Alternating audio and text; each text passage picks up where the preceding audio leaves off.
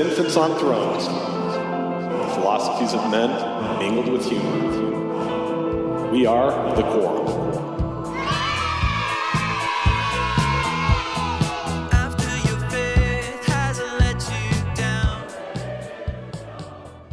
Look for the good in everything. Look for the people who will set your soul free. It always seems impossible until it's done. Look for the good in everyone. Welcome back to Infants on Thrones. I'm Glenn Ostland, and this is episode 690. Religion, Shmreligion. The best, worst thing to ever happen never. Which is what I'm calling this episode, because it tickles me. You know how some people think that religion is just a net negative, that it's totally bad, or at least mostly bad, and that the world would be a much better place without it? Maybe you're one of them. And you know how other people think that religion is a net positive, that it's totally good, or at least mostly good, and the world is a better place for having it than if it didn't? I put myself in that camp, since religion is essentially a set of traditional man-made beliefs, symbols, stories, customs, explanations about the nature of reality and the purpose or meaning of life, and codes of cooperative behavior that people hold to be so important to the point that they call it sacred. And since it's impossible for me to imagine a world where such a thing does not exist. I know religion too. Sorry, John. Religion isn't the problem. Intolerance is. Lack of love is. Exclusion is. Dogma is. And the best way to get rid of those things is to first get rid of them in ourselves. Well, today I sit down once again with Selu Alofipo. Last time I interviewed him for Infants on Thrones, that was episode 677, and this time, Lou interviews me for his podcast, Think on Your Faith, to discuss the danger of religion. And you know what? There is a survey on the website, infantsonthrones.com, for you to weigh in on your thoughts on religion, if you want to. I'd love to hear what you think about it, and would love to know what you think about today's episode with Lou. So, go take a few minutes to fill out the survey. But now, I give you Selu Alofipo, his podcast, Think on Your Faith, and our conversation about religion, Shmreligion. You try and say that 5 times fast. Religion, Shmreligion, religion, Shmreligion, religion,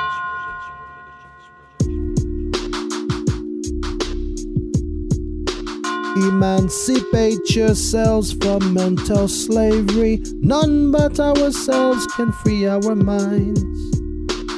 Greetings, my free-thinking brothers and sisters. Hope you've had a fantastic week. Hope you found some good in the world, and I hope you've taken some steps to get yourself one step closer to shaking your servile prejudices and begin seeing the world for what it actually is. I am Selu Alofipo, your always intrepid host, and I welcome you as we get ready to raise your consciousness. All right, welcome back, friends. This is episode 9, and I could not be more excited to have my good buddy Glenn Ostland here with us today. Glenn, he's going to be a lot of fun. I think you'll find that he's got some very interesting views on life and faith and spirituality. Glenn has a very successful podcast himself. It's called Infants on Thrones, and it's been up since 2012. He's got a huge following, so I would recommend that you give that a listen and get the Infants on Thrones experience. But Glenn is not only a good buddy of mine, but he's also been a very good mentor for me as I started to go down this path of podcasting. So I really appreciate the help and the mentorship that he's offered me since I've started this journey. It's good to see you again, Glenn. Yeah, good to see you too. I hope today works out. I think it will. You know, good. Actually, so we got back, to tell you real quick, we got back from Salt Lake late last night. My wife had some business there, and I went and rode a bike out there on a trail that I haven't rode in a year. got into a little bit of a spill. I saw that.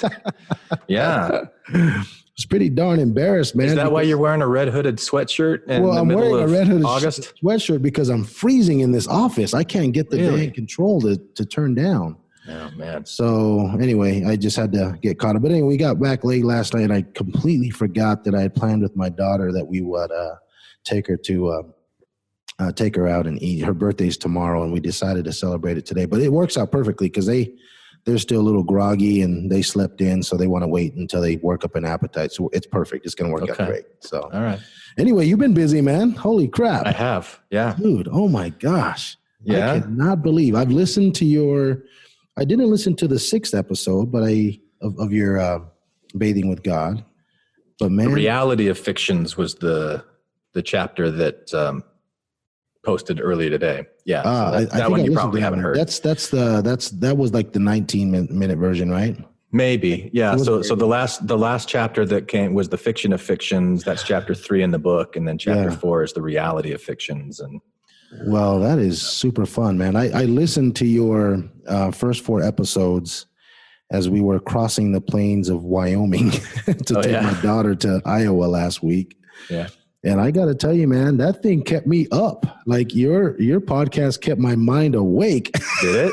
Is that a good thing or a bad thing, Lou? No, it's a great thing. It absolutely resonated, man. It resonated with everything I was thinking. But here's the thing. I don't want to dive into that right now because for my purposes, because I will. I'm going to want to talk to Quad. I'm going to want to talk about the Bathing with God lecture or podcast that you've got going on.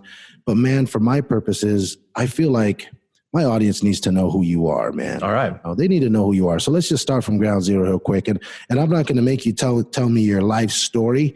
What I will ask you though is something that I'm curious about, and probably what a lot of people, I pretty much know at this point, that you are a former member of the LDS Church. You served a mission in Japan, correct? Yeah, I'm still a member of record. Oh, you're still on the a member LDS of record. Church. Yeah. Is that by choice? It's by choice that I haven't resigned. Yeah. Oh, okay. All right. So it's just, is it one of those things that you just haven't gotten around to it? It's just, I don't see the point in it. I don't either, actually. I'm actually in the same boat. Like I've been in this ex-Mormon world for probably 10 years now. And, I don't have anything against people who are resigning from it, but just for me, it seemed like that's one last acknowledgement of their authority over me. Yeah. That I need to go, like, why do I need to do that? It's not harming anybody to have my name on the records of the church. Right. And, I'm curious. Have you been been pursued by a church member? No. I'm pretty sure you have not. No, there was a time, probably 4 or 5 years ago when I was still living in Indiana. I was living in Bloomington, Indiana. And I had heard through a friend of mine that the stake president was asking questions about me. Oh, to this friend. So I published an episode on Infants on Thrones. It was like, I think it was called An Open Letter to President Simmons, where I'm just like, hey, if you want to know where I am, here's where I am. Here's what I'm thinking, But no, I've never had anybody approach me, and my interactions with church members and church leaders have been fine. When I moved from Indiana to Arizona,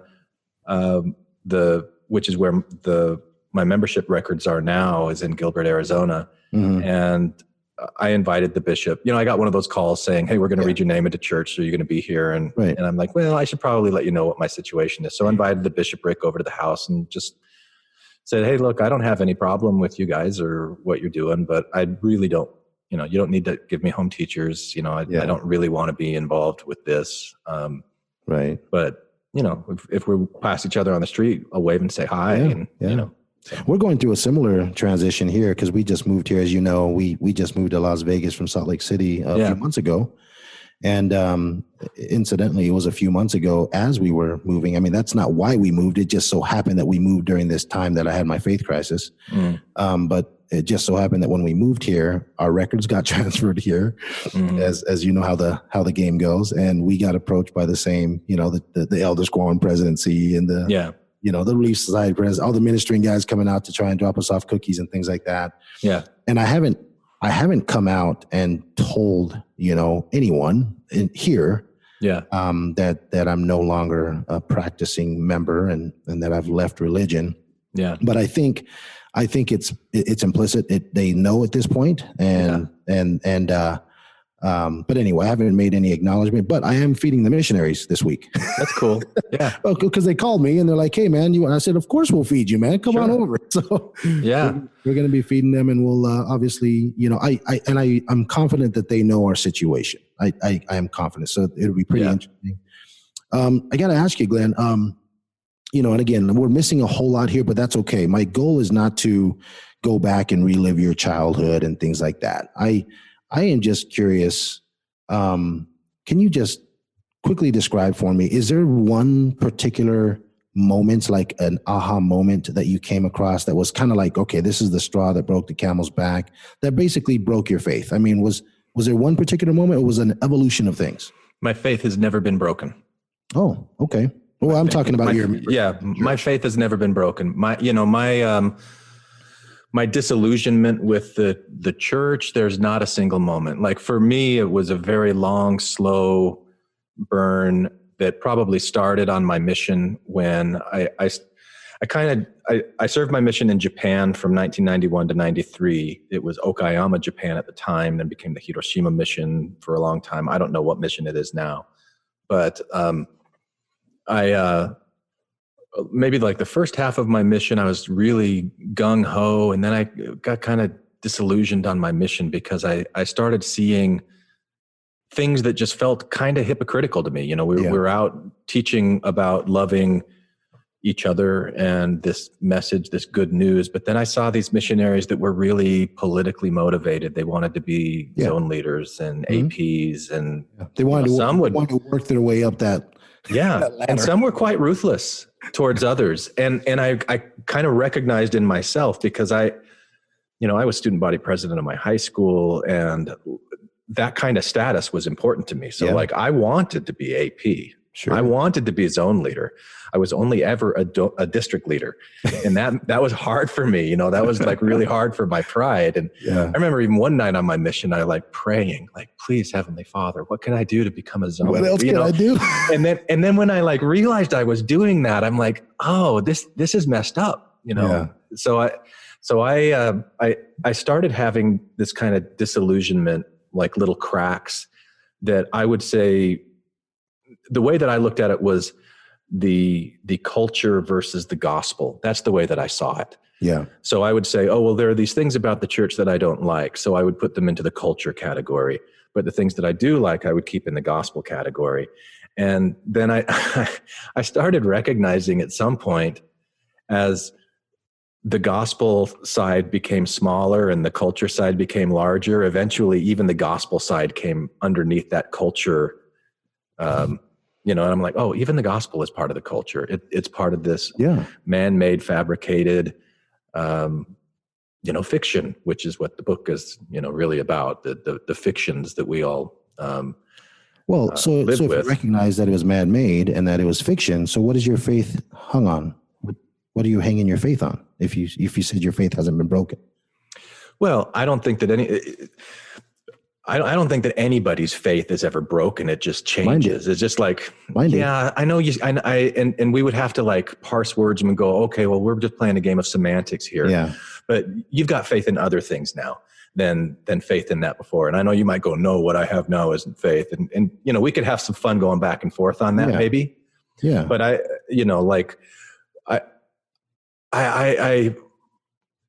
what is faith? Let me just ask you, like, when you use the word faith, what do you think that is? I'll give you the primary answer that I was taught, and the answer that I was taught growing up in the young men's and in gospel doctrine. It's faith is believing in something that you cannot see. It's believing in, it's believing in things that you can't see and hoping for those things, right? Yeah. So it's the belief in things that you cannot put a finger on. Yeah. Things that don't exist, I guess. Just things that you can't see. Is that a good enough definition? Well, so if it's belief in something that you can't see, that you can't verify to be true. So you don't have anything in your life right now that you believe that you just don't really know. So I don't think so. Not at this moment, unless someone convinces me on it. Because I got to tell you, when my and I'll just give you a real quick synopsis, because I don't think we got into this, Glenn, with our previous discussion that we had for your Infants on Thrones episode. Sure. But I think it's noteworthy of mentioning here. And I think this is where it's going to get fun for you and I, actually. All right. I think we're going to have a good conversation here, because I was actually surprised when you said a minute ago that your faith wasn't broken. I was surprised, but at the same time, I thought, oh, that explains this now, because to some degree, I think of you kind of the same way that I think of Jordan Peterson.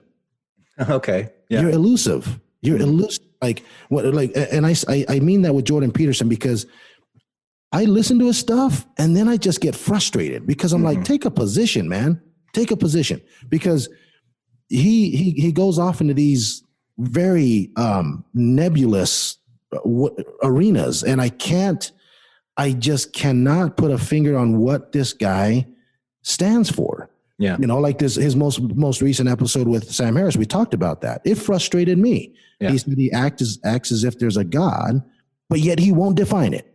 So I'm like, okay, well, how are you gaining these rules? And if you're going to act as if there's a God, you must have some rules that you're playing by, right? So anyway, I'm not going to get back into that, but this is what I'm excited about, because to hear you say that you still have faith and your faith hasn't been broken, yet most of your faith was built upon, the Mormon doctrine, and now that you've acknowledged that no longer exists in your world. For me, it wasn't just the Mormon doctrine that fell; it was all Christianity that fell, and then religion followed closely behind it. Because it wasn't. I didn't leave the church because of any disillusionment. I didn't leave the church because of, emotions or anti-Mormon material that people were feeding me and, stored, or something that had happened to me. I left the church because I actually started to read the scriptures. Like, I actually went into the scriptures and I said, okay, if this is where all this culture came from, and this is where all this dogma came from, this is where the doctrine came from, let me go see how we derived morals from this thing. And immediately I started to see contradictions. I started to see ambiguity. I started to see absolutism that couldn't be explained. I started to see these stories that belonged right next to the Iliad and the Odyssey, just all these things in the Old Testament. But anyway, that's kind of where I'm at. I'm just like, no, I feel pretty good that faith is dangerous. Faith is dangerous, and I feel pretty good about that. And I've gotten a lot of reactions from people on that. Yeah. But that's just me. I guess I want to learn from you. So I'll be silent and listen to you. Well, okay. So let me back up a little bit so that your listeners will know a little bit more about my background. I went to Indiana University to study folklore and mythology, and I got a master's degree and almost a PhD. I went through the whole PhD program. I started writing my dissertation on Mormon humor. And I recognized midway through that the way that I was approaching Mormon humor was not going to be very palatable for most of the Mormons that I was talking to. Right. I wanted to teach at BYU because I did my undergraduate at BYU. That's where I got interested in folklore, and I worked in the folklore archives at BYU for a couple of years before I went to Indiana University. So when you talk about these stories in the scriptures that are on par with the Odyssey and the Iliad, that was what I was dedicating my life towards. Because as I was interested in folklore and mythology, I was focusing on Mormonism. Yeah. And I wrote my master's thesis on the lost tribes of Israel and the Japanese people, because those were stories that I came across on my mission about the Japanese being the lost tribes of Israel. Yeah. And it was fascinating. And so that's what I wrote my master's thesis on. And then, like I said, I was going to write a dissertation on Mormon humor. I got halfway through, and then I just got disillusioned with that. I got disillusioned with academia in general. And I went into, the medical device field. I worked for a medical device manufacturer for 13 years. And I ended up going back to Tokyo and living in Japan for 3 years during that time, which was awesome. And, so when I was going through that graduate program, and I was probably in school for 6 or 7 years in graduate school, that's where I had my slow burn, and I was still active. I was an executive secretary for 2 different bishoprics. I was a ward mission leader for 2 different terms. I was gospel doctrine teacher I don't know how many times. That was my favorite calling. I loved it. Right. And when I was preparing for a lesson once for my gospel doctrine class, and it was in the Doctrine and Covenants talking about the degrees of glory. And I wanted to go to 1 Corinthians, I think it's 1 Corinthians chapter 15, which is the source in the Joseph Smith translation of where the word telestial comes from. Mm-hmm. And I really wanted to understand, okay, telestial, terrestrial, celestial.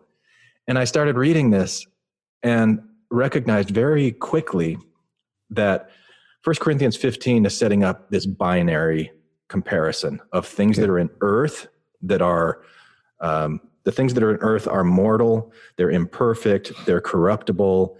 And then there's things that are in heaven that are perfect and incorruptible. And, on earth, there's death. In heaven, there's eternal life. And the things on earth, there's different kinds of corruptible flesh, like the flesh of men and fish and birds. And then in the heavens, there's different kinds of bodies as well, that there's stars and moon and the sun.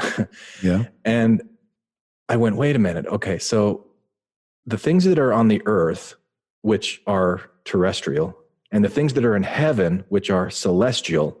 Okay. And examples of the celestial column are stars and moon and sun. They're not anywhere touching the terrestrial. Like, wait, what's going on? Because not only at this time was I studying folklore, but I was also teaching it, and I was teaching English composition classes. I was teaching people how to write essays and how to organize information. So it became very clear to me that this 1 Corinthians has this parallel structure, and there's no room for a third category called telestial. So like when I went and I looked at Joseph Smith translation saying there's things that are terrestrial, celestial, and he's like, and telestial. I'm like, wait, how does that even fit into anything that doesn't fit? Yeah. And it was really troubling to me. And I went and I talked with my bishop, and I talked with other people. Can you explain to me where this comes from? And I went through this process of being like, well, could Joseph Smith have misunderstood what 1 Corinthians 15 was saying? Is it possible that I understand this better than he did? Am I smarter than Joseph Smith? And if I had an aha moment at all, which you asked me earlier, it might have been this moment where I went, well, I guess I'm in a PhD program in 1998 or whenever it was that this happened. And he was a farm boy living in 1830s when he came up with this. Yeah, I think I probably understand this a little bit better than he did. And maybe that's not such a crazy, blasphemous claim to make. And I just, that's when things really kind of started unraveling, going, okay, so it looks like these things that are going on in the church that we're told this is true might not be exactly what we're being told that it is, Right. So, but again, I mean, it was a long, slow burn. But yet you maintained your faith. Well, So when I say I maintain my faith, what I mean is I recognize that there is far more that I don't know than what I do know. And so I've got to take a huge humble pill on anything that I'm going to be certain on. Sure. And go, oh, you know what? This isn't something that I hold in certainty. This is something that I actually have faith in. Because I read Richard Dawkins' The God Delusion.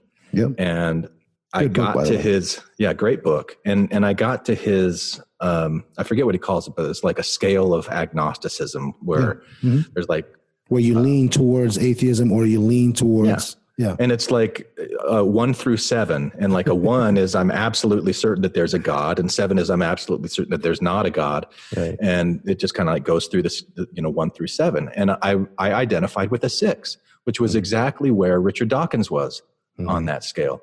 Like I believe, I don't believe that God exists, or I believe that the probability is very low, and I live my life as if he's not there. And I went, wow, describes me. That describes how I feel. I'm an atheist like Richard Dawkins. That shocked me. Mm-hmm. But I went, okay, I guess that's true. I don't live my life as if there is this Heavenly Father that's keeping track of me and minds what you do and say. Yeah, and is going to punish me for this, or is going to, like I stopped living my life as if that were the case. But the thing about that scale that really bothered me was I didn't want to be a 6. Yeah, I wanted like, because I had been raised to believe in a God in a certain way, I still wanted that. There was still some comfort around it. There was still something about that felt like I shouldn't completely let go of it. And so I didn't know how to work that in with. Are you sure that wasn't your emotional attachment to the structure and all that? It completely was my emotional attachment to it.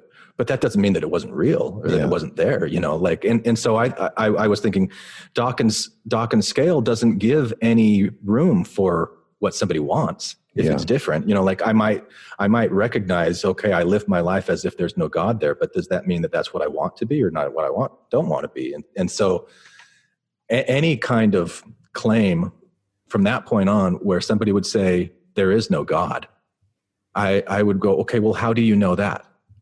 Right. Like, where's the proof for that? The burden of proof that there is no God is not on me because it doesn't make a difference. Like, it doesn't make a difference in my life whether there's a God or not. But for the believer, if you're going to make a really strong claim that says there is no God, that is a positive claim. Yeah. You're making a positive claim. There is no God. So if you're making that claim and you're telling me that there's no burden of proof on you to have that position, I think you're deluding yourself. Really? Yes. What if it doesn't make a difference to me whether he exists or not? Then say that instead of saying there is no God.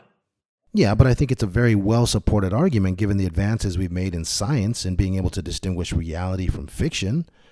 I mean, there's simply no substantial evidence to date proving that there is a God. He lives only in the relative imaginations of the believer, and his likeness and rules and promises for a blissful hereafter vary from one faith to the next. I mean, it can be stated as truth that God, in its various forms of religion, in the long run, cannot be content with its own marvelous claims and sublime assurances. It must seek to interfere with the lives of non-believers. I mean, we're already seeing it in our lives. So it seeks to interfere with the lives of non-believers, heretics, and even adherents of other faiths. It may speak about the bliss of the next world, but it wants power in this one. So I think what happens is the pendulum swings because the way that we were raised was emotionally to feel very comfortable in certainty. And then when we see that ideas of God are used by other people to abuse people, we go, okay, that's dangerous. So we're going back to your claim that faith is dangerous. Yeah. I don't think faith is dangerous. I think faith is unavoidable. I think faith is the way that we all live in this world, and we fool ourselves by saying, oh no, I actually know this, when we don't really know it, but we're more comfortable with this position. We don't want to call it faith because faith is something that other people have, not me. So let's just stick on that knowing God thing, because I think I feel really comfortable saying that I know that there is no God. And the reason for that is because I haven't seen one. I haven't heard one. I haven't experienced one. Yeah. And also I haven't seen the God of the Old Testament, the New Testament. I haven't seen the Islamic God. I haven't heard from him. I haven't seen him on the news. I haven't seen him in my dreams. I haven't. Okay. I just know that there isn't one. And until someone can bring me some, make a strong case for it. Like I said, for the believer, if you wish to believe that there is a God and you're staking your whole life on him, and you're governing your life according to his precepts. And this is what I would say to Mr. Jordan Peterson. If you're acting as if there is a God, the burden of proof is on you, because you're acting as if there is a God. Prove to me that there is the one. Or what does he look like? But I don't know Jordan Peterson well enough, or his claims well enough to really use him as a good example. But so I don't know if he's saying, I know for certain that there's a God, or if he's saying, I have faith that there's a God. Because if you say, I have faith that there's a God, there is no burden of proof, because you're admitting it's a faith claim. Okay. Yeah, I can buy that. I can't prove it. I Okay. just believe Okay. Well, it. then I'm having faith in that. Let's agree on that, because I totally understand what you're saying. I totally get you. I follow you there. It's a faith claim, and anyone can make that faith claim. Yeah. But I'm going to take it maybe just a step further, because this part here is pretty close to my heart. I realized after I left the church that it wasn't that I had faith in God. It was that I hoped there was a God. There's a difference. Yeah. There's a difference. And because right now I've asked myself, why do I even hope there's a God? And I think that was a very personal interview that I had with myself when I finally decided, no, I'm good. I'm good. I don't need to believe in a God to be a just person. I don't need to believe in a God or an imaginary being to live a good life. Right. And I started to ask myself that question. Why did I always hope that there was a God? Why did I want there to be a God? And I couldn't come up with an answer. I couldn't come up with a healthy answer. And I started to think, okay, well, when I was a believer, I liked the idea that I can be with my family together forever. Does religion give me that? Does God give me that hope? And I started to go through the scriptures, and I started to read through the Old Testament and the New Testament. And again, I'm not a scriptorian. I'm going to defer to you on this, and I'll tell anybody, if you've got a better understanding of the scriptures, I'm all ears, because I'm on this spectrum right now. I want to learn, but I couldn't find anything. I couldn't find a message in the doctrine that talked about families, being forever. All I saw was a message of God is the Father, and it was personal salvation, and that we return to him under his eternal supervision. I didn't see anything there about, hey, you do this, you can be together forever with your families and enjoy eternities, in the hereafter with your families. I might be digressing here a little bit and pivoting in a different direction, but do you recall seeing anything in your studies about anything about families? I'm talking about the Book of Mormon is derived from the Old Testament and the New Testament. I don't see any language that talks about any promises of no, I mean, it's pretty clear to me that the families can be together forever doctrine in Mormonism was a later addition, Yeah, it's a later addition. Even after Nauvoo, when they started sealing people to each other. I mean, like the early days of sealing, if I understand it right, Joseph Smith had men sealed to him as well as like friends, and Well, I didn't know that. That anybody could. That. Yeah, there were people that were being sealed to them because they wanted to be connected with them in the eternities, and so it wasn't just the family unit. But so there's a whole evolution of what started off as Mormonism and then what we have today, and you can see shifts and you can see changes there. I don't think of the scriptures as any kind of an authority for any of that stuff anyway. I think of the scriptures, like I think of many things, as kind of like a Rorschach ink blot. Okay. And you like go in there and you go, oh, this Rorschach ink blot right here means this to me. And I've got all these other people here who agree with me that that's what this Rorschach ink blot means. And but then you get to somebody else who like, oh, well, I interpret the Rorschach ink blot this way. And then we're going to have debates over what that Rorschach ink blot actually means. Right. Right. It's a Rorschach ink blot. And I think everything is kind of like that to some degree or another.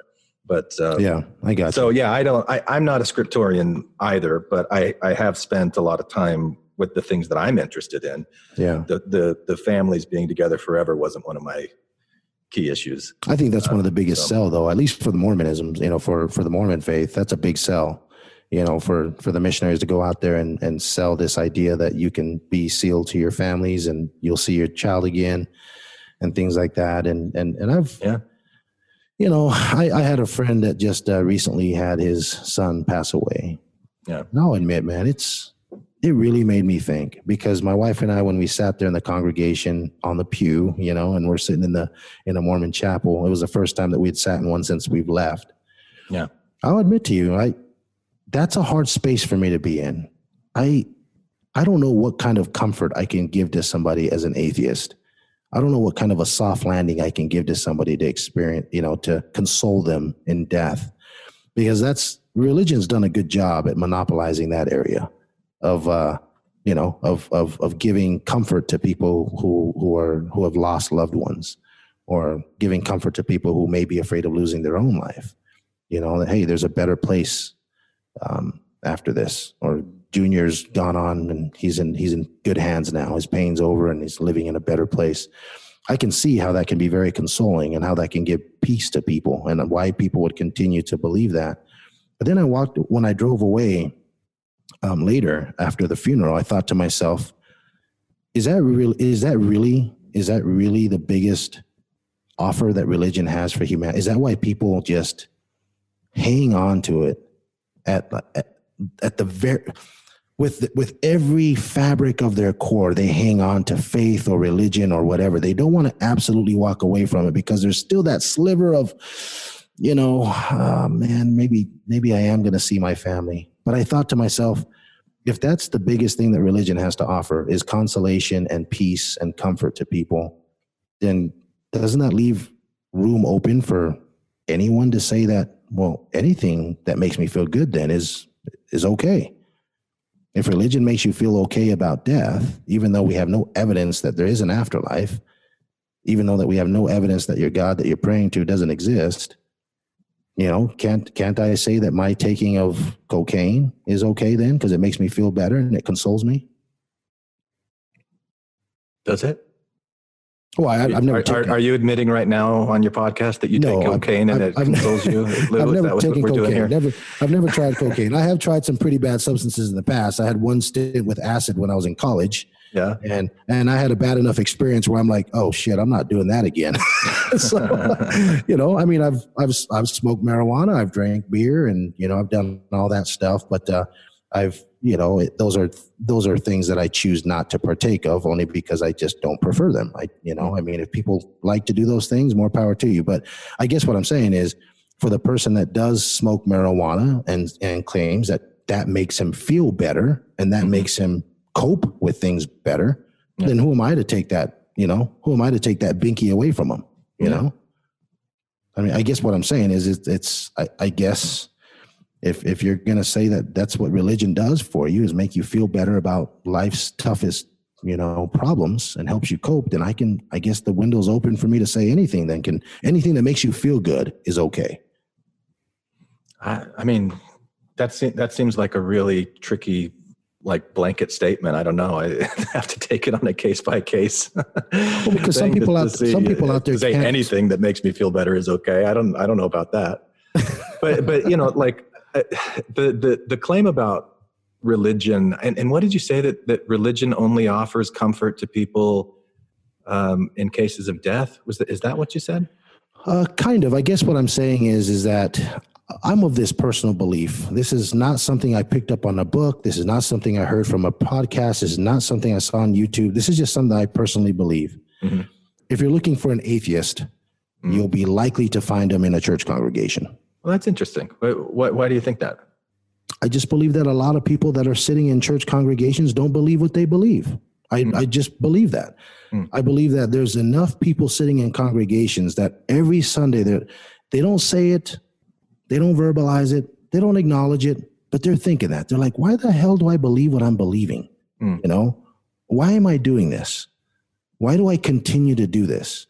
I really believe that people sit in these congregations and people continue to believe what they believe because it was something that it was indoctrinated in them since they were little. They're on autopilot. They just continue to go on. And then when they reach a point when they become adults, when they're like, wait a minute, this shit doesn't jive. Well, guess what? It's too late at that point. Yeah. They've got kids that they've already baptized into the church. They're already in a calling. They've already been sealed to their wife. They've committed their Fridays to temple worship. They've got sons on missions. They've got, all these things. And at that point, they're almost like, well, it's not going to do any harm for me to continue to just play this story. I can still continue to be doubtful while still keeping the balances, keep the pendulum swinging. I'm not going to disrupt anything. I mean, that's my personal belief. My personal belief is that most people are sitting in congregations don't really believe what they believe. That's just me. How did you define faith earlier? Faith is believing in something that you cannot see. Okay. So like you haven't gone and verified with all of these people that they're having this experience, that you believe that they are having this experience. Sure. Because I would probably tongue in cheek say, okay, Lou, it looks like we found something that you have faith in. Okay. So this is the way that you feel. And my guess would be that that's what your experience was for a long time. And so you're thinking, okay, other people probably have a similar experience to what mine is. Well, that's fair, but this is not exactly a faith claim. It's more of a theory than it is a faith claim. And I guess I can couple that with empirical evidence, like my personal experience with having talked with other people that, and them sharing some of the same sentiments and the same, struggles and faith crisis. Yeah. People that I never would have suspected either. It's a pretty small sample size when you take the anecdotal evidence. Right. And then, like the other thing is confirmation bias, that when we have our own belief about the way that things are, we're going to see things that confirm that belief, and something that would maybe disconfirm our belief we'll turn a blind eye to. That's just a very natural human thing that I have, that you have, that everybody does. So I made a blanket statement earlier without explaining, and I feel like I owe it to you. I said that faith is dangerous. I need to explain to you why I feel like it's dangerous. All right. Because faith makes decent people do pretty stupid things. I think faith is the root cause for why we have family members now that choose not to talk to us anymore. I think faith is the root cause for why long-lasting friendships have decided to distinguish that relationship, because we changed our minds and because we no longer believe in the same thing they do. And they avoid us because they feel like we're now apostates and that we are, we're going down the wrong road. And that's all due to their faith. There's nothing else but it's their faith, because nothing else changed in our life other than the fact that we changed our minds. But there's more to it. Faith is the reason why there's people across the globe right now preparing, bombs and, training their kids to be suicide bombers, planning the next, flight to America and blowing up the next building, blowing up the next plane. That only faith can do something like that. That's not objective reality that does something like that. It's faith. Okay. It's fiction. I can't argue with you that faith is what killed all those people at Waco with the David Koresh following. So I guess what I would ask is that all that faith does? Is that the only thing that faith does? Probably not.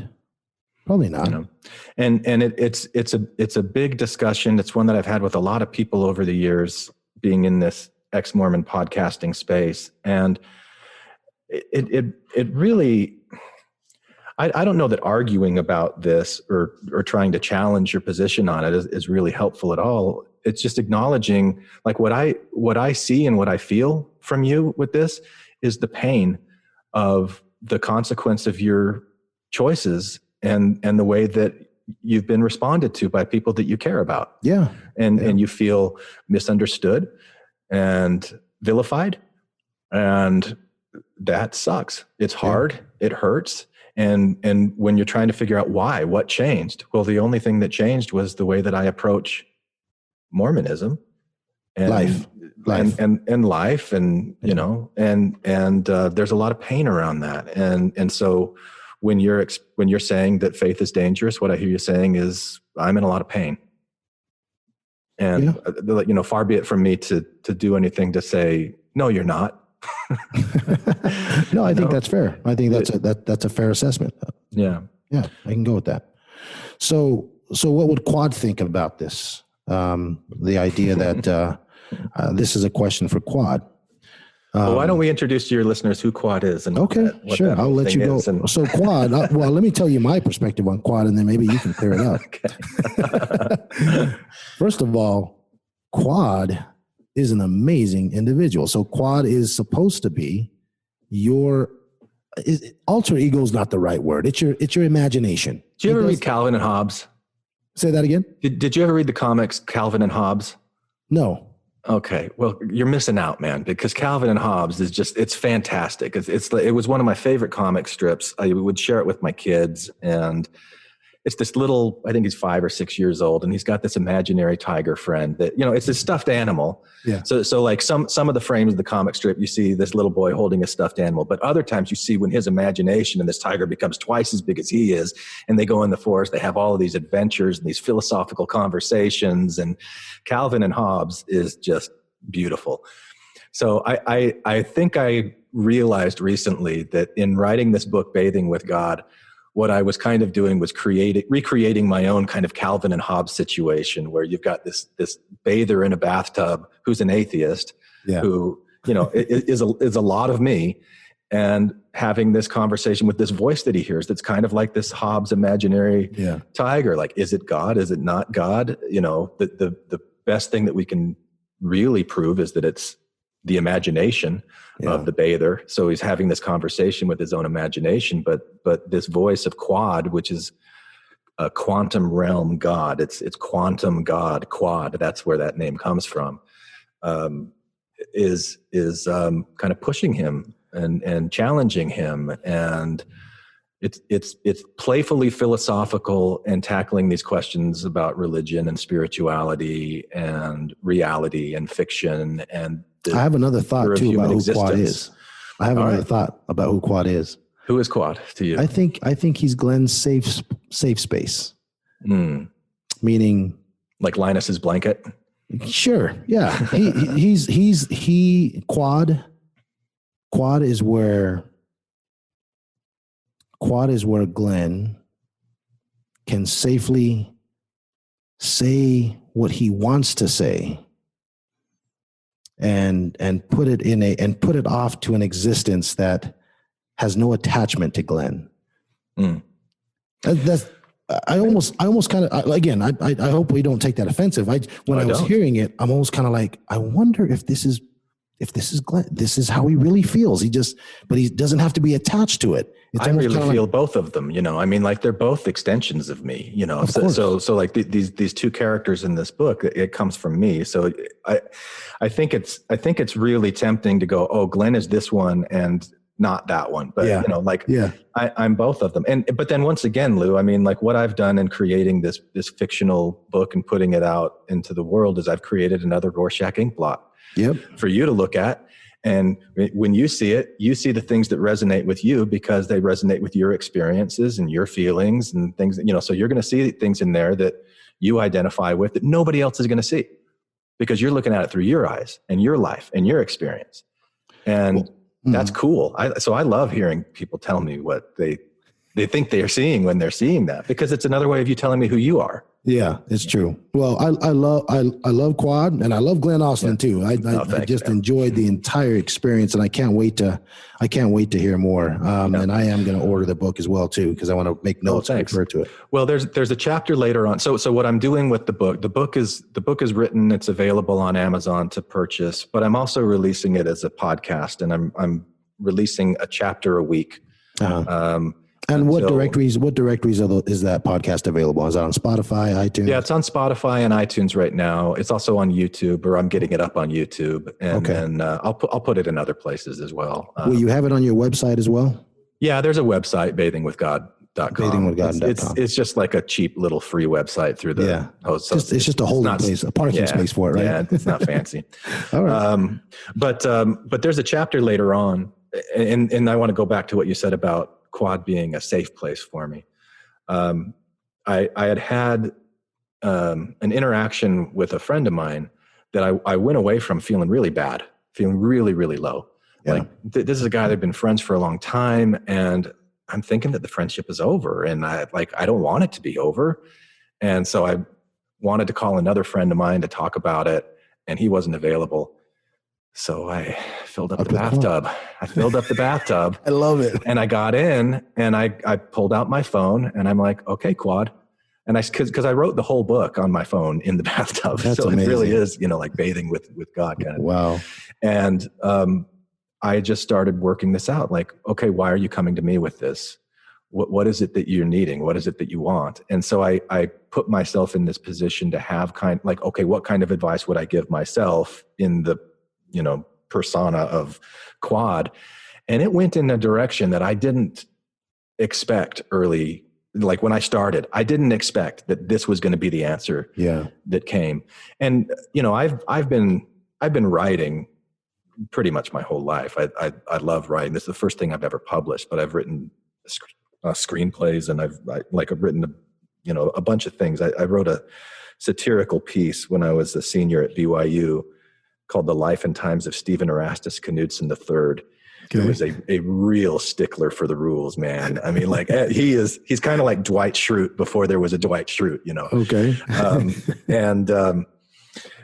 And one thing that I learned is that when I start writing and I create a character like that, it really does take on a life of its own. Yeah. Writers will tell you that. And maybe you experience this with your art too. Like when you start, you don't know what the end product's going to look like. Yeah. And it just kind of takes over. Yeah. And so Quad does that with me too, where, because I don't want to lob softballs that then just that are very one-sided conversations. I want to really push back.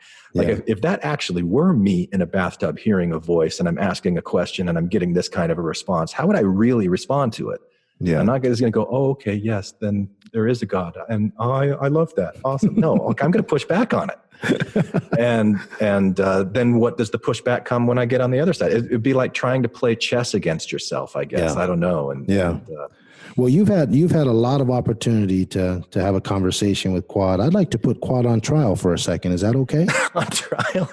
Yeah. Okay. You want me to get Quad? Get Quad. Are you going to talk to Quad right now? I want to talk to Quad right now. All right. I want to talk to Quad. Hello, Lou. This is Quad. All right. So I've had a chance to listen to your conversation with Glenn, Quad. Yes. And I know. You know. Yes. You know that I knew that I was going to say that? Of course. Okay. All right. This is getting interesting already. I know that too. Okay. I'm going to pick on a certain snippet from your conversation with Glenn that I was listening to when I was driving through Wyoming. You said that God was whatever people make it, or people make him to be. If I heard it correctly. If I didn't hear that correctly, you're welcome to correct me. But is that what you said? Did you say that God is whatever we make it to be? Not exactly, but that's what you heard. So please continue. Okay.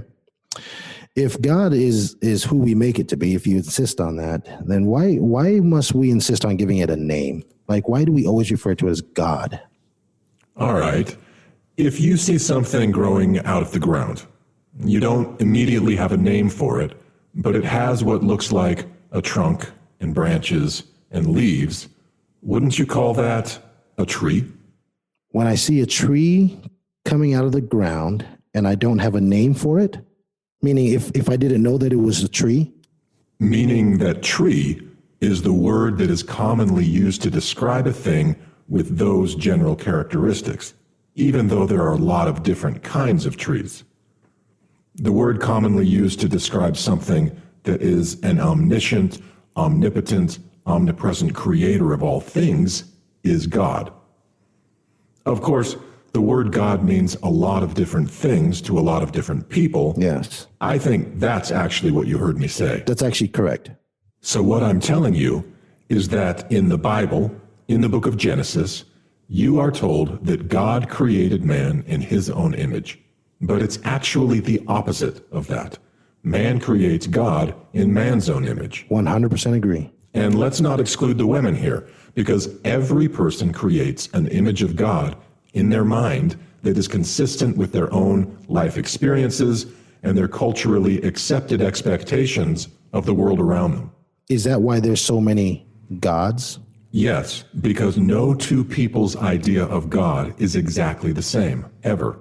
Everyone varies, even if it's just a little bit, in the way they view who or what God is or is not, and how much God cares or does not care about this thing or that thing or whatever. There are as many different versions of God as there are believers and non-believers who have opinions about God. All of them are fictions. Each of these fictions is personally real and personally valid. All of these fictions are true in the sense that they truly reflect the values of the person who is holding their particular set of beliefs. Not a single one of them, however, is the one true objective truth, but all of them are individually true and meaningful. Do you think that's dangerous that so many people have different images of God and they dedicate their lives serving these images of God who are fundamentally different from the other gods that are trying to disprove the other gods? I don't, but it looks like you do, so let's hear it. Why do you think that? Okay. Like certain gods require people to make sacrifices, whether that be blood sacrifice or whether it be sacrifice of money or time. I think those are all dangerous. There's a Christian God that requires people to pay 10% of their tithes or they'll burn in hell. There's scripture for that. And you think that's dangerous? I think that's dangerous, yeah. You think it's dangerous for a person to voluntarily give 10% of their income to a church that they absolutely love? I absolutely do, especially when that church then in turn takes their money, their assets, and uses it in ways that maybe is not kosher, I guess, to rule principalities, to control the upper class and to control the lower class. Okay, so you're asking me, Quad, Yes, if I think that paying tithing is dangerous? if that's dangerous. No, I don't think it's dangerous. And I especially don't think it's accurate to make such a blanket statement that it's dangerous. Okay. As if that's all that it is. Or even that that's mainly what it is. Okay. Now, I don't deny that there are people who abuse the faith of other people. Yeah. But saying that all faith is dangerous because some people abuse other people is like saying that all food is poisonous because some people poison other people's food. Okay. Now, maybe you would argue that food is a relic of our past, that we live in a day and age now where we don't need food. We could use vitamins and supplements instead. Why risk eating food when you can get food poisoning? Food poisoning has sickened and killed hundreds of thousands of people over the years. We should just get rid of food altogether.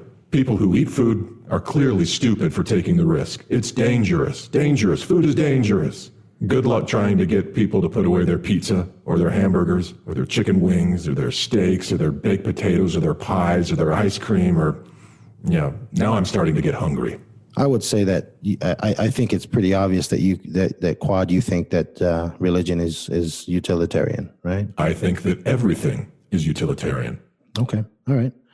I would say that religion is a Rorschach ink blot. Okay. All right. Well, just okay. The way that people respond to that is the responsibility of the person who's responding to it. I got you. And some people respond to it in a very wonderful, beautiful, helpful way. It makes them love other people. It makes them care for other people. I don't see the danger in that. There's other people who would use it to manipulate, to put fear in the hearts of someone else, to get them to do something that they wouldn't otherwise do, but now they're doing it because they're being told a story of fear.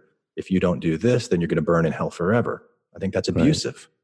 Right. Yes. And I think the main danger, and I'll get really specific here, I think the main danger of the Mormon church is that it creates a sense of unworthiness in the minds of its members, that they believe that they are at a default unworthy, unless they do X, Y, and Z, and then another X, Y, and Z, and then another X, Y, and Z.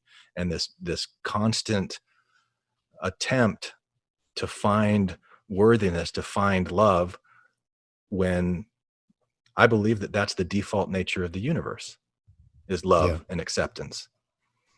And what quad is, and what quad does, is trying to look at things from a broader perspective, trying to look at things from the perspective of life as a larger force than just humans on this planet. You can go ahead and call it an eternal perspective, unless that feels too icky coming out of your mouth or going into your ears. And as this energy that we all are, we're all made up of atoms, and these atoms were forged in the stars. And these atoms have been around a lot longer than religion has, a lot longer than anything else have. They've been parts of things that before they were parts of you and I, they'll be parts of us afterwards. So on that vein, does the universe have any idea that you and I are here today? What does that mean? Does the universe have any idea? What that do we you are mean here? by the universe? The universe, the atoms, energy. Do the atoms in your body know that they are creating Lou? Is that what you're asking me? I don't believe it does, but does Quad think that the universe believes that we're here, knows that we're here?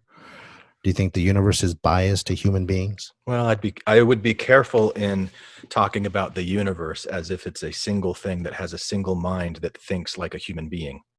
Yeah, because I believe people have used the word universe interchangeably with God, right? Sure. That's kind of their better, more politically correct word. The universe, rather than using or God. nature, Yeah. or love, nature. or Yeah. source energy. There's all kinds of words that can be used to be substitute for God. Sure. I guess what I'm getting at is the problem that I have religion is that it's incredibly solipsistic, as if we are the center of the universe, as if the universe has conspired for our benefit. Well, I've got news for you. You are the center of the universe. Me? Yes. From your perspective, if you stand on a boat in the middle of the ocean and you look out in every direction, you're just going to see horizon, but it's equidistant as far as you go, and you're in the center of it. You are in the center of it. Every place you go, you are in the center of it. That's an illusion of perspective. That's your consciousness. You are the center of the universe. Until the shark, which is at the top of the food chain in that ocean, opens its mouth, and without any bias to who I am, will feed on me, and I am done. You're gone. I'm no longer part of that center, right? You're no longer able to look out and see everything around you at an equidistant, because now you are dead. Are you sure? Am I sure that you're dead when a shark devours you? Maybe it takes some time. Are you sure? Am I sure about what? Are you sure that I'm dead when the shark devours me? I thought that was fiction. What is fiction? That the shark came up and bit me, because everything is fiction. So if everything in this world is fiction, then are you sure that I'm dead after I get eaten by a shark? That's a really good question. What do you mean by fiction? Well, fiction in the sense that it's not real. I've heard you struggle with this with Quad before, Glenn, and I'm in the same boat. I mean, fiction, I guess this is where linguistics come in, but from the term that we understand, what fiction means is it's not real. It's not, there's no truth to it. It's a fairy tale. So it doesn't exist. If you're using the word fiction to mean not real, and there's no truth to it, then we need to find a different word to use, because that's not what I mean when I say fiction. What do you mean? What I mean when I say fiction is that it's an incomplete perspective. It's one perspective of many, but it's not the perspective. It's not the single truth. It might be the single truth from one perspective, but are you saying that there is no truth then? No, I'm not saying that there is no truth. I'm saying that fictions are truths. I'm saying that fictions are real. Oh, I know they're real. Yeah. I know fictions are real, and they have a very real impact in the world. Right. Just as the Avengers are real, but it's also fiction. Yeah. Right. But just as the money that you carry around in your pocket is a fiction, just as the street lights, when you stop at a red light, red doesn't really mean stop. We've just agreed on that's what it's going to mean, and green is going to mean go. And so we have this common fiction that we've all accepted as a way to interact with each other in the world. Our human nature, we tend to take things that are fiction not very serious. We don't give it a whole lot of weight. I disagree. I think there are fictions that are the most serious things that people take. They just don't recognize them as fictions. They don't call them when we fictions. go to a haunted house, we know that those things are not real going in, and so we don't really get scared. We walk in there, just have a good time, we smile, it doesn't, and we're able to go back home and sleep. We know that the guy running with a chainsaw is not a real person with a chainsaw. It's a fictional character with a chainsaw that makes noise that's not going to kill you. Right. And so we make these decisions every day based on what's real and what's fiction. So based on my knowledge that a haunted house is fiction and that the knives that those characters are carrying is not actually going to kill me, I make that decision to take my children to the haunted house purely for entertainment purposes. Right. But if I knew that that was not a haunted house, Yeah. and I knew that there's a bad dude that lives in that house that's got some bad intentions and he owns knives and he just got out of jail, that's pretty real to me. And it's a real chainsaw, and he really is going to chainsaw you up with it. Right. Yeah. Right. Yeah. What are we talking about? We're talking about objective reality versus subjective reality, which you call fiction. Is there one or the other, or is there both? Well, there is both. I think there is a separation between objective reality and subjective reality. I do too. I think there are things, and I actually, by the way, I actually believe that there are things that are actually true, whether you like it or not. And I do too. Regardless of perspective is what I'm saying. Irregardless of perspective. I don't know that I would say irregardless of perspective. Why not? Because okay, so subjective reality is entering biases, right? That's why it's subjective, because it's based on your own bias, your own perspective. Yeah. I can separate that from objective reality, and 4 people standing on the horizon on a cliff watching the sun come over the horizon at 6 a.m., regardless of what their religious beliefs are, knows that the sun just rose from the east above that horizon at 6:01 a.m. That's an objective reality, regardless of what you think happened. Do you think it's possible then that 1 out of the 4 thinks that a cherry is coming up on the top, not a sun? No, but I'm telling you, the sun didn't come up on anything. The earth spun around. It was an illusion that the sun is coming up on the horizon. Okay, yeah. We know that through science, but we know that through science that's exactly what's happening. But as we're standing on that cliff, the objective reality is that sun just made itself manifest. It's not there because of somebody's prayer. Yeah. I think that you think that I'm saying that there isn't reality in the world, and boy, that's not what I'm saying. Okay. There is reality. Absolutely, right? There's reality.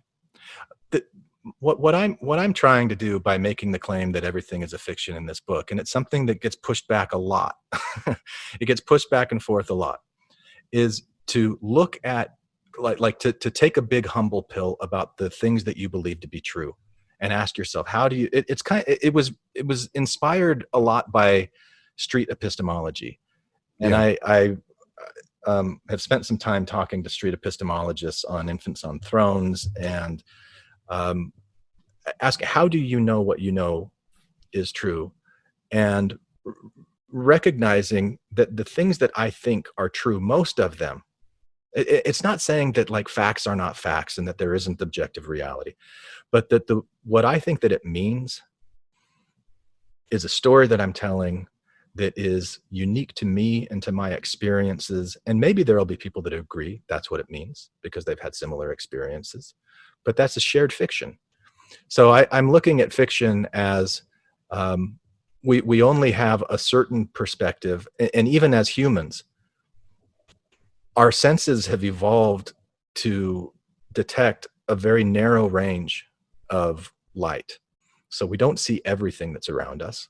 We don't know what that looks like from another creature who evolved different ways of perceiving things. So if we're standing on that cliff looking at the sun and there's a bat next to us that bats don't see, they hear, and they create an image in their mind based on sonar. I don't know what their experience is of the sun coming up, if they detect that or not. I have no idea.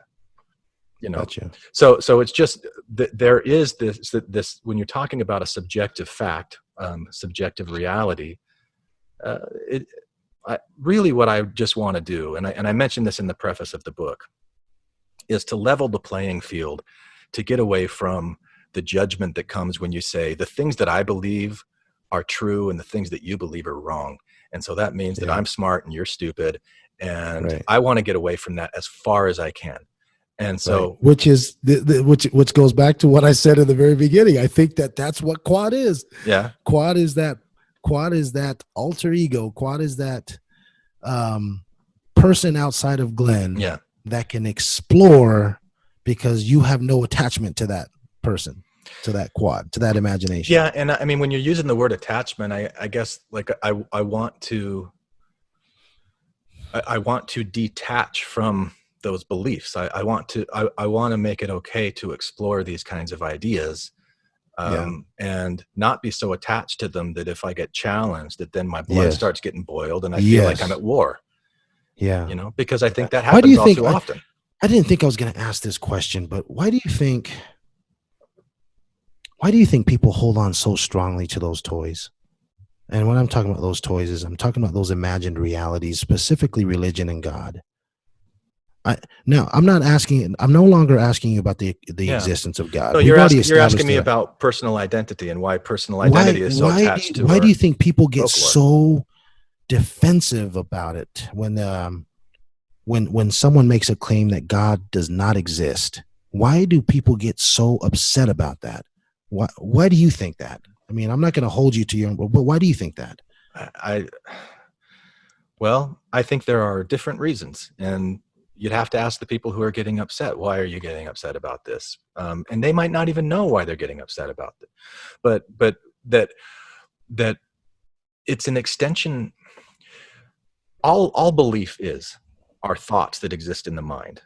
Okay. Beliefs are real things, like physical things. Thoughts are physical things. The neural pathways in our brain, they're real physical things. And so our sense of identity gets shaped and formed by our beliefs. And if we're really closely connected or attached to a belief in God, and someone comes along and says, no, there's no God, there could be a sense of identity that's being challenged. I think probably the most common reason is that they think they're being called stupid. They think that they're saying, like when I first talked to my dad about my struggles against Mormonism, I did it in an email, and I wrote, like, here are the things that I like about the church, because I was trying to balance it out, and here are the things I don't like about the church. And I tried to make it really, really personal to me, this is just my subjective opinion, Dad, like I like these things, I really do, and I don't like these things, and I'd like some help working through this stuff. His response to me was, do you think I'm stupid? Do you think I'm an idiot for believing these things? Right. I'm like, no. And that's why I was trying to tell you, this is just like we've never, that was probably 15 years ago. We've never really gone back and tried to have those kinds of discussions, because it's just, he's so, I don't know. He's been great to me. He has been great to me. So I don't want to make it seem like he's this intolerant person, because he's not. I'm going to say this, but only because I have this life to live, Glenn. Yeah. Okay. And it's a gift. And I have certain axioms that I live by right now. And this will kind of give you a little idea of what goes on in my head. But one of the biggest ones that I live by is I am not responsible for your feelings. Mm-hmm. And when I say your feelings, I'm projecting it out to everyone. That's right. Okay. I'm really not. Yeah. I'm not responsible for your feelings. You are responsible for your own feelings. Right. You can't get upset at me for what I say, because you can't control me. I mean, my feelings are just like what you said. My feelings are subjective to what I know and what I feel and what I've experienced, which is why I feel so emboldened to share my story, even though my story involves other people in my family, my siblings, my parents, and things like that. But the way that I've been shaped in my life is due in large part by how I viewed the world, the things that have impacted me. And so I've gotten to this point where I'm like, no, I'm just going to say what I want to say. Yeah. So if someone asks me, are you telling me that I'm stupid for believing this? I will comfortably say, yes, I do. You want to know why? Because if you believe that Lot's wife turned into a pillar of salt, if you literally believe that, I can comfortably say, yes, that I do think you're stupid. Because Lot's wife would be the only person in the history of the world, as far as we were able to measure, that turned into a pillar of salt. Mm-hmm. Rest her poor soul. Yeah. And then on top of that, she didn't just turn into a pillar of salt. She turned into a pillar of salt because she looked back at the city. Now, can I comfortably say that? Yes. Why are you mad at me? Why are you mad at me for saying that I think you're stupid for believing that? I think it's absolutely absurd. I think any adult, okay, that is now grown out of their training underwear, okay, if they still believe that, I will say that. I know that'll offend and piss a lot of people off. But like I said. Well, then why did you ask me why people get offended and pissed off? It seems like you've got it figured out. Well, again, I guess what I'm trying to say is I'm not going to apologize for saying what I really want to say. Why not? Why wouldn't you apologize for that? For calling them because stupid? I do. I feel people. I feel like people out there. Look, and this is the frustration I'm getting. I talk to a lot of people who will share things with me in private, and I get it, man. I get it. I get that people have a lot to lose, and people care about their careers and things like that. But they'll share these things with me in private that can obviously resonate to a lot of people, but they're not willing to share it in public. They don't want people to hear what they think. Why? That's my question. I'm like, why? Well, why do you because not want people to hear it? They don't want that social retribution that'll come. So is that being stupid or is it being smart? I don't know. I think it's not being authentic. Why not? Because it's a lie. So listen, I got to tell you right now, Glenn, one of the smartest things that Jordan Peterson did say that I can rally behind is he said, when you have something to say, silence is a lie. I love that. It's probably one of the biggest consciousness raisers that I've heard. Okay. And I know you've heard me say this before. Like, what does that mean? Right? Well, that's I just gave you an antidote. That is something I never thought about. But you know what? It hit me to the core. Because I'm like, I get it. I understand it. I have been holding these feelings in for so long. I've been lying to myself. And I guess to some degree, I just feel liberated. I feel like my cage has absolutely just withered away. And I'm at the point now where I'm like, look, man, I get this life. This life is a gift. Okay. It's a gift for me. And I'm on this spiritual journey. And if someone asks me a point blank question, I'm not going to lie to you. I'm not going to say, well, no, I'm going to say, hell yeah. Why do you believe that? And if you can give me a conversation or give me some sort of explanation to make me feel otherwise, I'll listen to you. But I'm not going to apologize for what I got to say. But I think that calling someone stupid because they believe something that you think that belief is stupid, you think the idea is stupid, but you're saying that the person is stupid.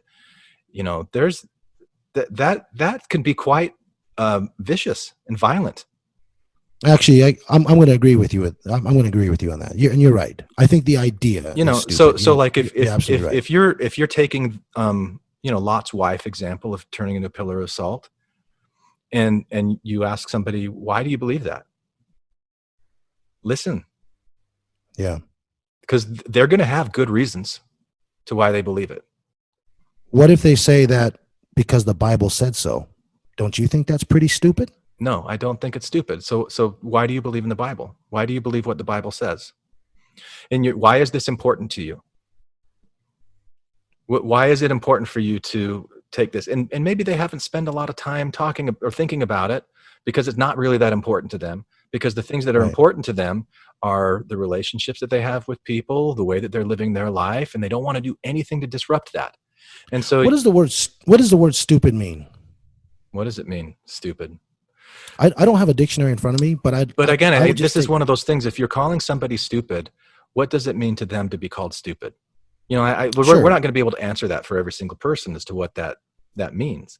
But if they're getting upset and they're getting offended because you're calling them stupid, and it's going to shut down the conversation, it's going to shut down the lines of communication, and you're doing that in the name. And whose fault is that? I guess that's what I'm saying. Whose fault is that if they decide to shut down the conversation? Theirs. So you're saying fault. Let's use the word responsibility. Who is responsible for shutting down the conversation? If they're the ones who shut it down, they are.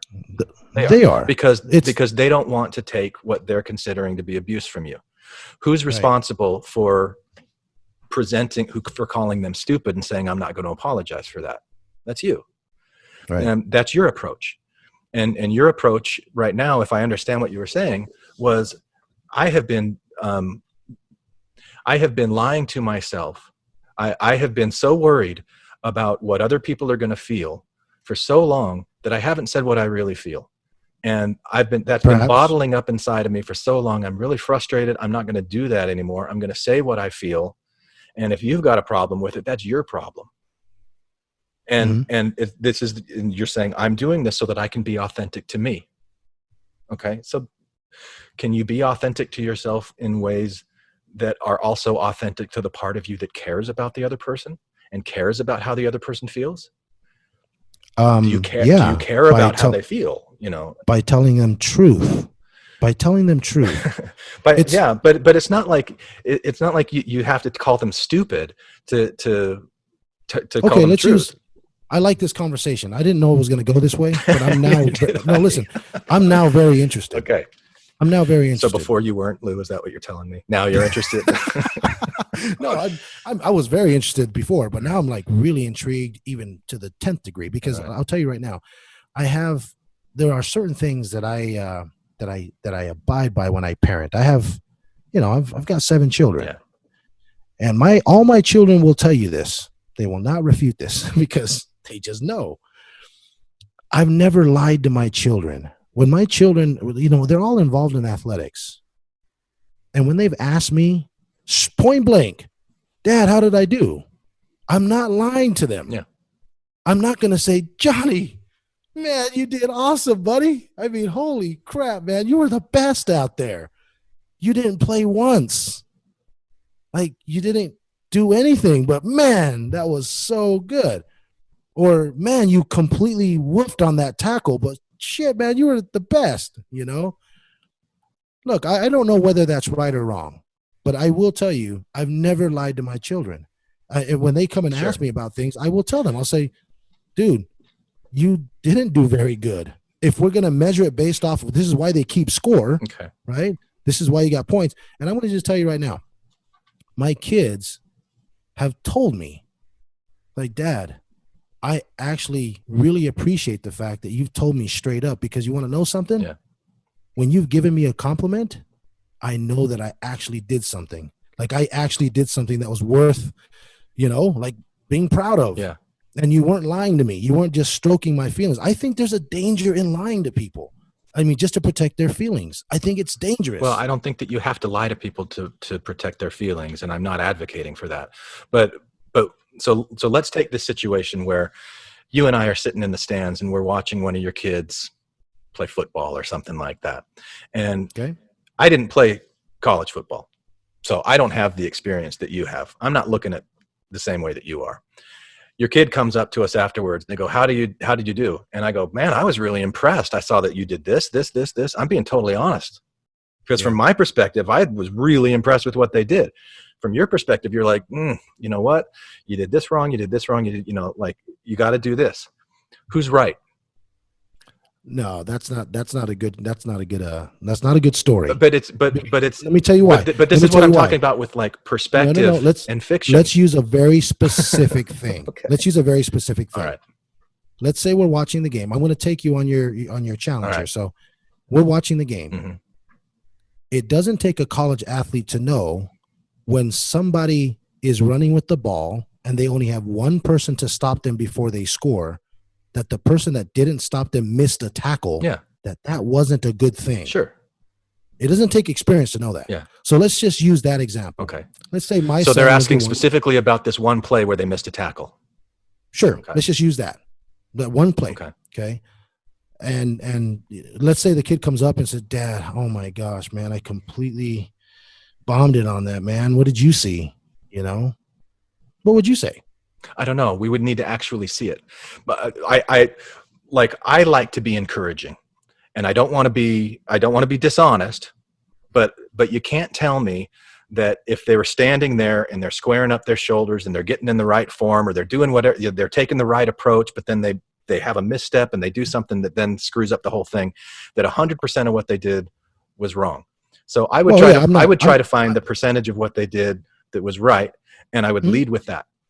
And then I'd probably ask them, how do you think that you did? And then I would say, okay, I also saw this and this and this, but that's just an approach that's my style.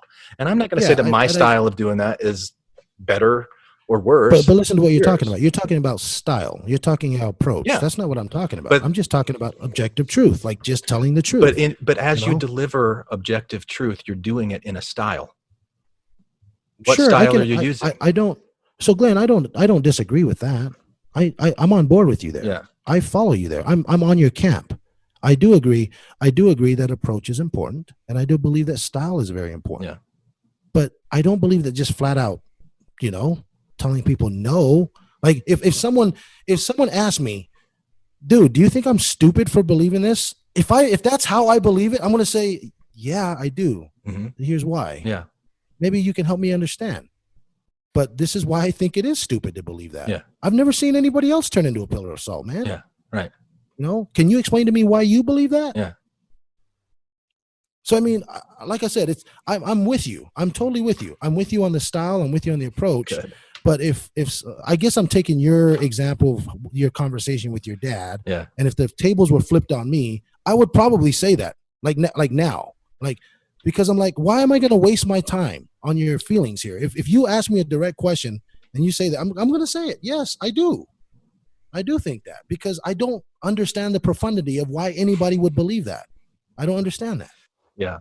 Well, so I think we went on this train of conversation because you asked me why people get offended when you say that there's no God, and it's the answer that I gave you to that question is because they're personally attached to their beliefs.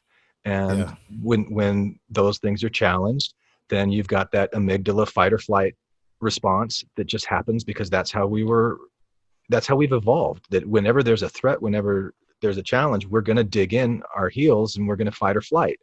And God is one of those things for a lot of people, not for everybody. You've got people who are kind of detached from their faith in God and can have a detached conversation about it. But a lot of people are really attached to these things, their personal identity. Yeah.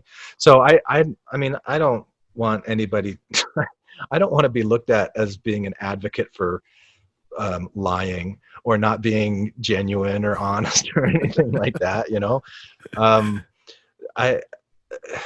it's just like recognizing, hey, this is my perspective, this is what I saw, and if you really think that people are stupid and you want to tell them that, by all means do it. But if you're surprised then that they don't like you very much afterwards because you called them stupid, or that they had some kind of an adverse reaction to that, and you're like, I'm not responsible for your stupidness. You're the one, you're being even more stupid now. You keep being stupid. That's you. I mean, I just don't know that that's the way to win friends and influence people. You're right. I'm kind of being a contrarian here too, because just for the sake of having a conversation. Sure. But a lot of it too, I'm with you on that camp. I'm not a guy that likes to rip people down. I don't even like to advocate for people to leave their religion. And I've said this on other shows in the past. I actually do believe religion is useful. And I'll say it again, to a point. There is a point where religion does become, and again, this could be for a whole nother podcast.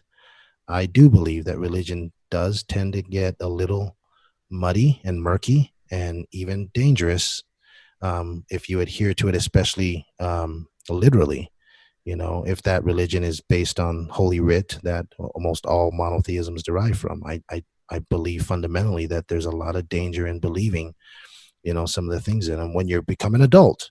But I do believe that it's perfectly fine for kids to believe it. And just as I won't lie to my kids about Santa Claus when they were little. I couldn't do that, man. I'm here telling you that if I have a conversation with an adult and they ask me a question, I'm going to tell them straight up, but I wouldn't do that to my kids. I'm not going to take the light out of my kids when they were little but when I start to sense that they are forming some independence and they can kind of process things a little bit, so you just kind of inch a few more big grown-up things to talk about with them. Sure. You don't throw the whole, kit and caboodle at them right at first. You just kind of inch their way through. But anyway, I know that some of the things that I say and some of the claims that I make are not very popular and people don't like to hear them, but I just don't have a filter. I don't know how to, put it nicely, put it lightly for people. I just hope that people understand that, I don't waste time anymore, man. That's just a decision that I've made. So I you know just what I don't just waste heard you time. say? What's that? I don't have a filter. I don't have a way to make things feel nice to people. I don't waste time anymore. That to me says that taking the time to make people feel better about what you're saying is wasting time. Sure. I can buy that. Yeah. And that surprises me because when I don't know you well, but you seem like you have a very big heart. You seem like you really, really care, like especially I, about your kids. I think I But do. you care about your friends, you care about your I do. family. And so I it do. surprises me to hear you say anything that would seem like it's a waste of time to care about Well, how you present yourself to them in a way that would ruffle their feathers. Like I yeah. totally get what you're saying. You're not responsible for how they feel. You're not. Yeah. And I think it's totally fair that you've taken what I've said and you've gained that perspective from it. If you were to take that little snippet, that sound bite, and play it independently, oh yeah, I can see how a lot of people are like, man, Lou's an asshole, you know. But honestly, that really isn't. I mean, if it came out that way, it came out that way, but that's not truly representative of how I feel. Yeah. I mean, I guess when I said I don't want to waste my time, I'm actually talking about just time in general. I don't like to mince words. But don't mistake that by also not being sensitive to people's feelings. Yeah. I can be very direct with you. And I mean, if you ask me a straight up question, I'm not going to lie to you, but I'm also going to be very sensitive to you. I'm not, like maybe I can back it up with something like saying, look, I don't want you to leave your faith. I'm just sharing with you why I left mine and why I feel like it's silly now. This is why I feel like it is. So like I said, I mean, maybe it's a skill that I'll hone and get better at, but at this point, I feel like it's a skill that I've been honing and yeah. over the years. Yeah, it is a skill and it takes effort. And I'm not going to say I'm good at it. I'm not going to say that I even I'm aware of it all the time. But Yeah. but I got to a point where I didn't feel comfortable even holding in my mind the thought that somebody else is stupid. Yeah. Like that just, it didn't seem fair. And I knew too much. I've studied the way that tradition impacts people's sense of identity, both as individuals and as groups, how meaningful that is to them. And I know that everybody, I've said this, I don't remember if I said this last time we talked or not, but that everybody is born into this world innocent. They're born as a blank slate. And I then agree with that. from day one, they start getting misguided by people around them, parents, adults, friends, who think they know what's going on, but they don't really know what's going on. And they say, this is the way to be if you want love. This is the way to be to show love. This is the way to do it. And we start going our different ways and we have all these different experiences. So we meet each other as adults and we're all these misguided, innocent kids at our core. I want to find where I'm innocent and they're innocent and work through all of those misguided misconceptions that we have. And I can't control how you do that or not. I can only control if I'm willing to do that in myself. And so many times I'm having conversations with people who don't even know what the heck I'm talking about when I'm saying things like this. Yeah. But I know for me, and I don't want to hold people in my mind as if they're stupid because they believe these stories that can't possibly be true. Like I said, you haven't listened to the reality of fictions. In that chapter, the bather says, oh, well, let's talk about flat earthers for a minute because there's objective truth. And Quad's like, you're not going to like what I have to say about this. But basically, there are legitimate reasons why flat earthers believe what they believe. And you may not like it. You may not agree with it. It might not be consistent with the way that physics tells us that the world is, but there are legitimate reasons for them believing what they're believing. And it's not that they're stupid. Yeah. And probably the most influential book on me in that regards was Jonathan Haidt, The Righteous Mind. why good people are divided by politics and religion. And reading that and the research that he did, the way that he showed how a moral framework arises in an individual person based on their interactions with the community around them, and that there's so much in that book. I would highly recommend The Righteous Mind by Jonathan Haidt, because I just didn't want to be this person anymore that looked at somebody for drinking coffee and thought, oh, they'd be a good person, except that they've got 2 earrings instead of 1, or they've got tattoos, or that, like I was very, very judgmental. Yeah. And I just didn't want to be that way anymore. I still don't want to be that way. And it's not like I'm able to flip this switch and it doesn't happen anymore. Like, I still have those thoughts. It's like, can I respond to my own thoughts in a different way so that I do have a filter and I can develop that filter and grow that filter and have that filter match more how I really want to be, rather than this other way that I am. And I'm like, I don't like that. Yeah. One day I'm going to be as a gentile like you. Gentile. We're Gentiles. Gentile? Yeah. Is it Gentile? Gentiles. Well, I know gentile is a much better word than a Gentile. Yeah. Gentile, meaning you're refined. Yeah. One day I'll be as refined as you are. But as we're having this conversation, I can see your evolution into the Glenn Ostlund that you are today. I've listened to some of your earlier shows, and yeah.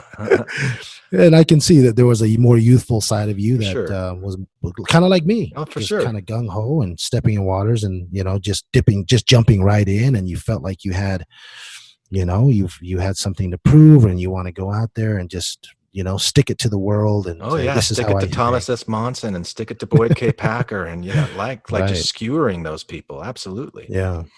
No, I can see the difference, though. I can see the evolution. I can see the growth. I can see it. But I can tell you, as I sit here and listen to you talk about this, I'm sitting here thinking to myself, oh, what are some of the things that I know that I can feel confident with that's in Scripture, that if someone believes, I can still say that they're stupid? Because I am. I'm sitting here thinking that, and I keep going back to these stories. And again, I'm just saying that if there's a scripture in Luke, I can't remember exactly what it is, but it talks about it's during the Last Supper, and Christ is asking him, which of us is going to make it to the kingdom, right? And Jesus turns to him and says, if you don't hate your father, your mother, and your sister and your brother, you cannot be my disciple. In other words, he's telling him that your love for me should be greater than everyone. Okay, now you can rule that off to interpretation, but if 10 people in the room agree that that's what that scripture is trying to say, that scripture is a allegory for showing your love to deity, then that means you would, in essence, have to love him more than your wife and your children and things like that. I think I can confidently say that is stupid doctrine. That is stupid. And again, I can look at that and say, if you believe that, I'm going to tell it to your face. It is stupid to believe that. It is stupid to believe that you need to believe and give all your faith into this and love this imagined reality more than your wife and your kids. Yeah. I can say that and say it completely unapologetic. And I guess that's just the way I'm viewing things right now. And if people continue to, because I've asked somebody, I'm not going to say it here on air, but I've asked a loved one straight up. I said, is this the kind of love that you have for Jesus? Do you love him more than your wife and your own children? He says, yes. I said, you're stupid. And I told him that straight up. I said, you're stupid. Why would you do that? You mean to tell me that if you had a dream tonight and you're sure that it was Jesus, and Jesus appeared to you in a dream and in a vision and said, hey, I need you to pack up your stuff, leave your wife and kids, meet me at this mountaintop, and by the way, pack some bedding and some food because you'll be gone for the next 45 days. I need to teach you some things of how to get closer to me. You would leave your wife and kids for that? And again, we had this conversation and he said that, and I said, I'm sorry, man, but that's stupid. Because I will tell you right now that if I had a vision from God that required me to prove my love to him, and if he really was a God, okay, let's say I just had this surreal moment and God appeared to me and said, Lou, I need you to get up tomorrow. I'm going to show you the wonders of the world. I need you to leave your wife and kids. You may not ever return. I'll look right at him and I'll say, fuck off. That's what I would say. That's not the type of God that I would want to worship. Mm-hmm. I know that's brash. I know it's hard to hear. I know a lot of people that'll listen to this will find that to be very ugly. And I'm sorry, but if that's the God that you want to worship, then that's probably not the kind of friend that I want you to be with. I don't want to be a friend. I don't want to be friends with people like that would completely do that. That would show that kind of servility, like Abraham did. Mm-hmm. That was the pattern. That was the pattern that was set up in scriptures. Take your son Isaac up to this mountain, stick a knife in him. Okay. That's the only way that I can, that you can prove your love to me. That's horrible. That's not the kind of God that I want to worship. And that's the kind of God that's been, defined in those scriptures. Sorry, that was another tangent, but it was kind of. Do you want me to comment on it? Yes, please. Well, so I'm the person that you had this conversation with, that was actually the way that the conversation went. You asked them that if they had that dream and Jesus told them to leave.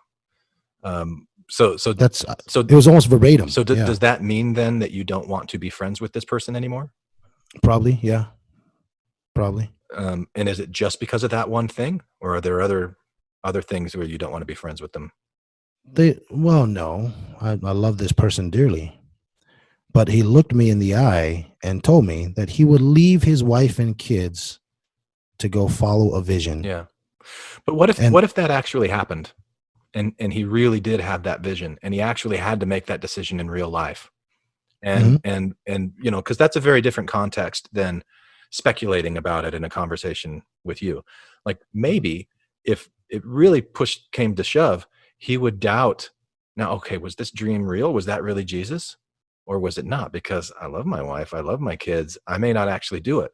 Like maybe in the heat of the moment, like he's arguing something and you're arguing something and he's taking this position because what he's really saying to you is, I'm very confident in my faith, Lou. And you're giving them this hypothetical, well, what if this? And he's like, yeah, I'm confident in my faith. I'm confident in my faith. And that's what he's telling you the whole time. Yeah. And it's and that's not really what he would do in real life. So this again could be one of these fictions, like you've created this hypothetical, what would you do in this case? You don't really know what he would do if that happens.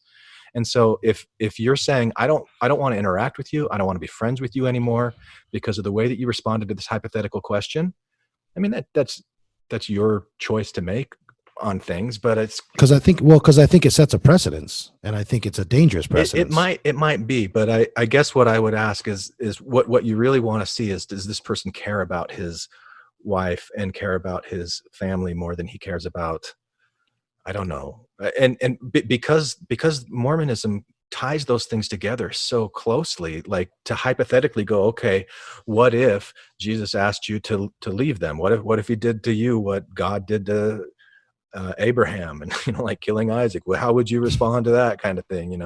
Right. It's these hypotheticals that you've been trained since you were a kid to go, oh no, I'm going to side with God. I'm going to side with God. That's the right answer here. But if push came to shove, would they really do that?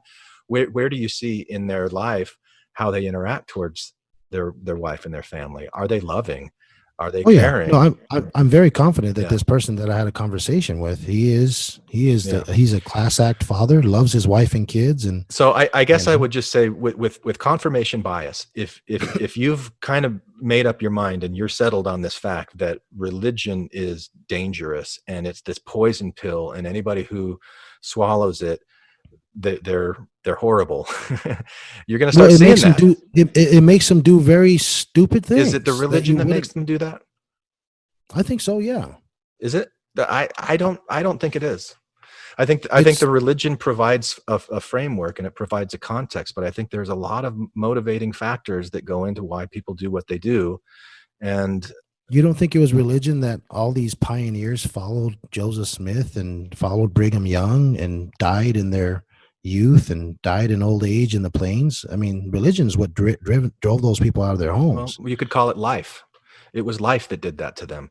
It was the way that it was the families that they were a part of. It was the way that they interacted in their culture. It was the attack that they were under from people around them and thinking that they were being led by God. I mean, like to separate it and say, there's this life that you are living and then there's religion.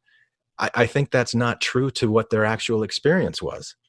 You know, that was just their life. So I just think that there are more charitable views to when you're not on the witch hunt to take out religion, then you can start looking at the reasons that people make the decisions that they make from more of a broad perspective, I guess. I don't know. I don't disagree with you that religion and faith can lead to some real horrible things like Mountain Meadows Massacre and all kinds of stuff. That just like people being inhuman, like the Prop 8 stuff several years ago. I mean, the policy against, like ostracizing the children of gay. That's just absolutely ridiculous and harmful. And and thank goodness they had to eat crow and reverse that policy. I mean, that was kind of a big deal for the church to do that and to kind of hush to do it.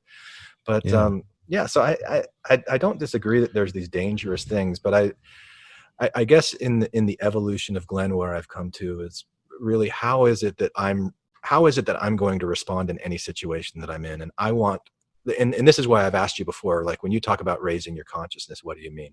For me, raising consciousness means I want to be aware of what's going on around me, and I always want to respond from a place of love, unconditional love, if I possibly can. And most of the time I'm in grief. I'm responding from grief, or I'm responding from pride. I get stuck in pride a lot. There's times where I'm stuck in anger.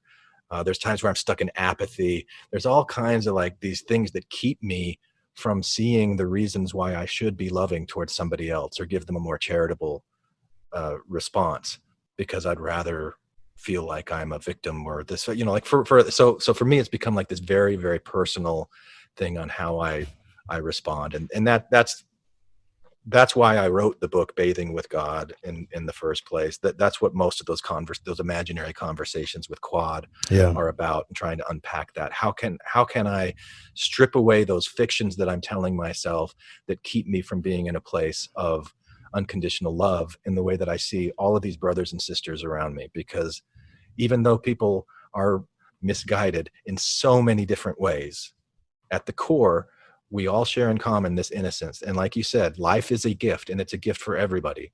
And like if you're saying that religion is bad because it's dangerous, one of the most dangerous things it did to me was make me judgmental, was make me think that I'm better than other people because I believe the truth and they don't. So I'm not going to feel comfortable jumping to a different paradigm where I'm doing exactly the same thing. Exactly the same thing. Yeah.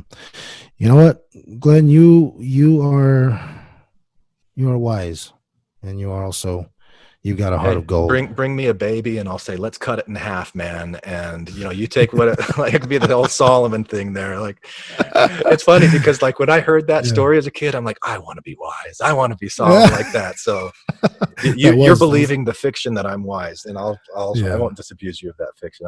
You are. You've been a great mentor for me, even though you probably don't consider yourself a mentor for me, but I watched you. I've listened to a lot of your podcasts. I've seen sort of the evolutionary path that you've taken to where you are now, and I absolutely admire you, and I love what you're doing. I'm a big fan, and I think you've just segued into my final question that I like to ask all my guests. If this podcast can penetrate every home in the world, and everyone could listen to what you have to say, what is your message to the people? Love everyone.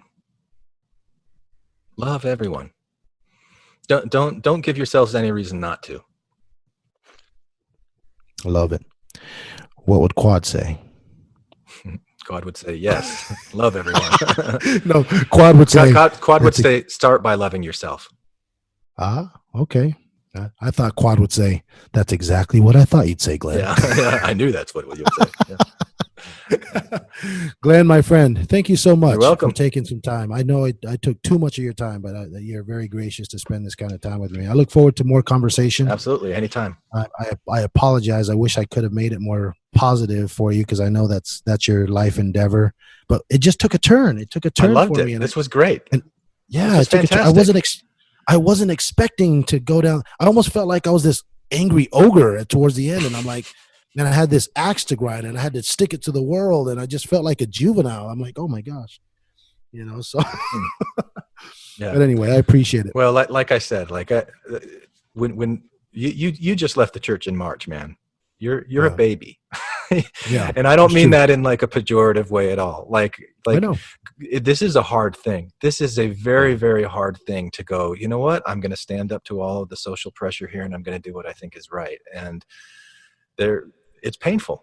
It's painful, and I can see that pain in you, and I think you're dealing with it the best that you can. And I believe in your heart, and you're going to be absolutely fine with it.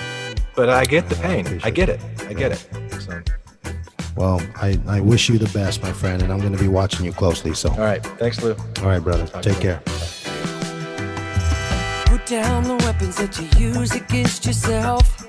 You don't need them anymore. Lay down the weapons that you use against the world.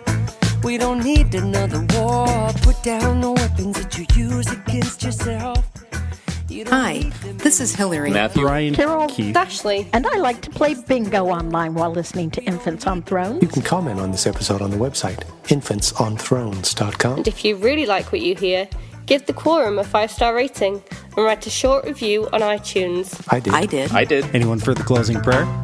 My worst crime is an inside job. Dark thoughts taking over like an inside mob. I tune into the scene between the eyes and take a breath. Thank you for listening to Infants on Thrones. I sit still and watch the thoughts float past me. Never mind the future, never mind what the past be. I like to jump and let the universe catch me. Free fall, watch the beauty blow past me. I keep my pockets light, destination in sight. Keep my actions elevated to compassionate heights. I'm walking past the fight, laying down on Sunday night. Choosing love when I pick up this mic.